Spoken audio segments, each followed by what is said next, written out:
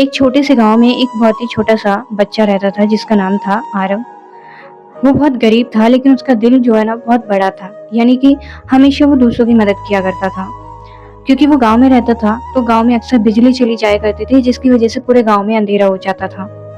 लोग हमेशा अंधेरे को कोसा करते थे। एक दिन उसी गाँव के एक बुजुर्ग ने कहा कि अंधेरे को कोसने से अच्छा है कि तुम एक दीपक जला लो। लोगों ने इतना ध्यान नहीं दिया, उसको इतना गंभीरता से नहीं लिया, सीरियसली नहीं लिया, लेकिन जो वो आरव था ना छोटा-सा बच्चा, उसने उस बात को बहुत ही गंभीरता से लिया, सीरियसली लिया।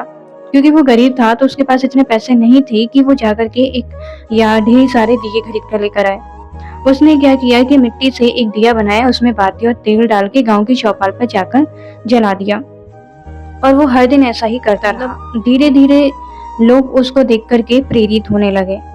उससे प्रेरित होकर फिर लोग कभी कोई दिया लेकर आता, कभी कोई तेल लेकर आता, कभी कोई बाती लेकर आता। इससे लोगों ने दिए जलाने शुरू कर दिए और फिर पूरा गाँव एकदम रोशनी से जगमग हो गया।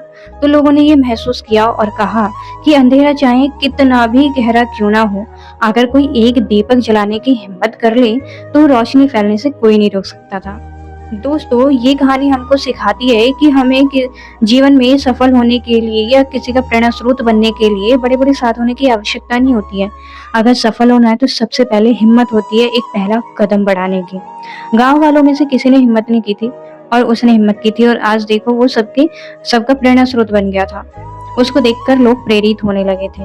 तो सबसे पहले हिम्मत चाहिए होती है, दूसरा धैर्य और तीसरा निरंतरता यानी कि कंसिस्टेंसी।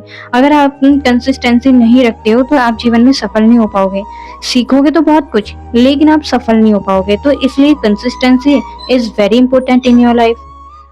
दूसरा ये कि जो दूसरों के जीवन को रोशन करता है उसके जीवन में कभी भी अंधेरा नहीं छा सकता। और तीसरा ये, चाहे हम कितने भी छोटे क्यों ना हो लेकिन सच्चे मन से प्रयास करें ना तो हम कभी असफल तो हो ही नहीं सकते। तो मुझे उम्मीद है ये कहानी आपको बहुत कुछ सिखाएगी, आपको पसंद आई होगी। ये राधे राधे।